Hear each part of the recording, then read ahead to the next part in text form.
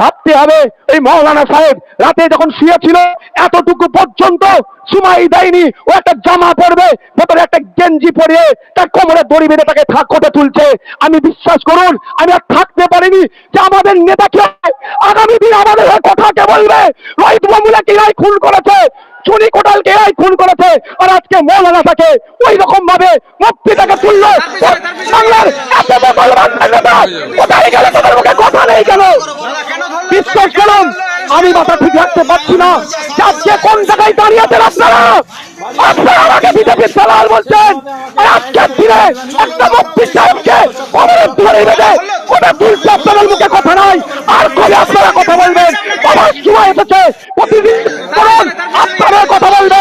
বিকাশ স্যারকে পাঠান, সবাই পাঠান, তাপস দাকে পাঠান, শামসুর স্যারকে পাঠান, প্রিয়াঙ্কাকে পাঠান, ওই মীনাক্ষীকে পাঠান। আপনার হয়ে কথা বলবে। নাহলে দিন আসছে আপনার মেয়েকে তুলে নিয়ে গিয়ে ধর্ষণ করবে, আপনার হয়ে কিন্তু কেউ কথা বলবে না। আমাদের মৌলানা মোহাম্মদ শাহজাহান আল কাদেরি আল আশরাফি তিনি ওখানে কন্টেস্ট করছেন। রাতে অন্ধকারে রাত 2টা থেকে 2:30টা তার বাড়ির দরজায় পুলিশ গিয়ে অত্যাচার করে, পুলিশ গিয়ে শাবল দিয়ে দরজা ভেঙে তাকে তুলে নিয়ে তার 2 সন্তানকে টেনে হিঁচড়ে তুলে নিয়ে গিয়ে গ্রেফতার করেছে। কিন্তু আপনাদের জানিয়ে রাখি, যখন এই বিডিও অফিসের সামনে প্রোটেস্ট হচ্ছিল, বিডিওর গাড়ি যখন মানুষের বুকের ওপর দিয়ে চলে যাচ্ছিল, মানুষকে মেরে দেওয়ার চেষ্টা করছিল, মারা গেছে কি আমার কাছে এখনো তথ্য নাই, কিন্তু অ্যাটেম্প টু মার্ডার যখন হচ্ছিল সেই সময় মৌলানা সাহেব, ওই মুফতি সাহেব, ওই ইসলামিক স্কলার আইএসএফের প্রার্থী সেই সময় কিন্তু জলসা করছিলেন। রাত্রের সময় তাকে টেনে হিঁচড়ে তুলে নিয়ে গেল। আমার বলার বক্তব্য এটাই, আমি তখন পর্যন্ত আমি অত পাত্তা দিইনি, কারণ এতটুকু জানি রাজনীতির ময়দানে এসেছে, চোখে চোখ রেখে লড়ে নেব। তুমি ওকে জেলে রাখবে, আমরা হাজার হাজার লাখো লাখো মুফতি মাওলানা শাহজাহান আল কাদেরি আল আশরাফি হয়ে মানুষের কাছে ভোট চাইবো। ও জেলে থাকলেও ওকে জিতিয়ে আমরা আইনশালার মধ্যে পাঠাবো, এই কনফিডেন্স আমাদের আছে। তখনও পর্যন্ত কিন্তু মানসিক ভাবে আমি বিধ্বস্ত হয়নি, একটু রেগেও যাইনি, কারণ আমি আইনি লড়াই করব। সাথে সাথে আমাদের বামে যে বন্ধু আছে মালদা জেলা, তাদেরকে ফোন করা হলো।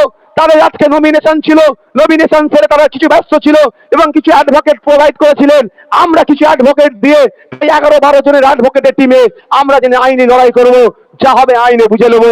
এখন পর্যন্ত ঠিক ছিল, কিন্তু যে কথা দেখে আমার ভীষণভাবে আমার মনটা আক্রান্ত হয়েছে, আমি ব্যথিত হয়েছি যে আমরা আজকে কোথায় আছি, কিভাবে মমতা ব্যানার্জি আমাদের সাথে গরু ছাগলের থেকেও খারাপ ব্যবহার করছে। আমি একটা ভিডিও দেখে প্রচন্ড ভাবে আমি কষ্ট পেয়েছি। ওই মুফতি সাহেব ওই মাওলানা সাহেবের কোমরে দড়ি বেঁধে তাকে কোটে তুলছে। আরে মাওলানা সাহেবের অপরাধটা কি? মুফতি সাহেবের অপরাধটা কি? মমতা ব্যানার্জির দেয়া 2,500 টাকা গ্রহণ করেনি, মমতা ব্যানার্জির দেয়া মিথ্যা প্রতিশ্রুতি গ্রহণ করেনি, মমতা ব্যানার্জির দেয়া এই জগন্নাথ ধামের প্রসাদ গ্রহণ করেনি। সেই জন্য ওই মাওলানাটাকে কোমরে দড়ি বেঁধে আজকে তুলল কোটে। আপনারা বোঝার চেষ্টা করুন, আপনার মুসলিম সমাজে, আপনার হিন্দু সমাজে কোন পুরোহিতের সাথে, কোন মাওলানার সাথে এত ঘটনা করার সাহস মমতা ব্যানার্জি কি করে দেখাচ্ছে? প্রশ্ন করতে হলে তাহলে উত্তর দিতে পারে তৃণমূলের নেতারা। এখন তো পুলিশ নির্বাচন কমিশনের আন্ডারে আছে, তাদেরকে বলবো ওই বুদ্ধ ওই কথা আমাকে শিখাতে যেও না। আমি রাষ্ট্রবিজ্ঞানের ছাত্র না হলেও আমি জানি কার আন্ডারে কখন থাকে আর কে কার জুতো জুতো চেটে চলে পুলিশ, সেটা আমি ভালো করে জানি।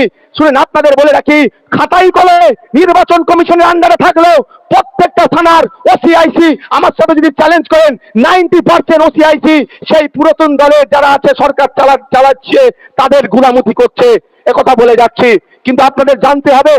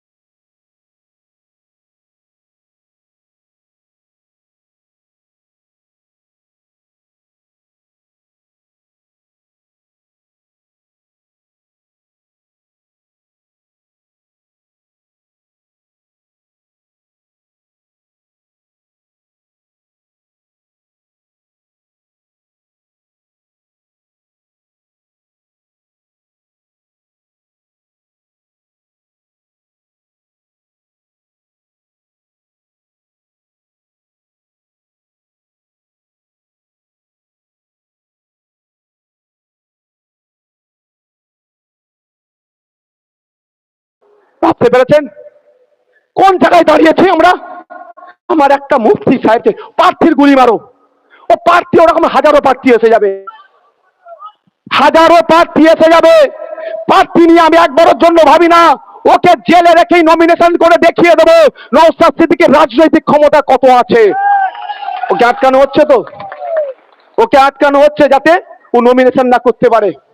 কিন্তু আমি আপনাদের বলছি, ওকে জেলে রেখেই আমি নমিনেশন যদি না করাতে পারি, তখন বলবেন ভাইজান আপনার রাজনৈতিক ক্ষমতা কমে গেছে, আমি করে দেখিয়ে দেবো। কিন্তু আমার প্রশ্ন এটাই, আপনার হয়ে বলার লোক কোথায়? আজকে যে অন্যায়টা করলো, এটা কি ভালো ভেবে নেবেন আপনি? আপনারা বলুন, যাই আপনারা আওয়াজ দিয়ে বলুন, আপনারা আজকে কোথায়?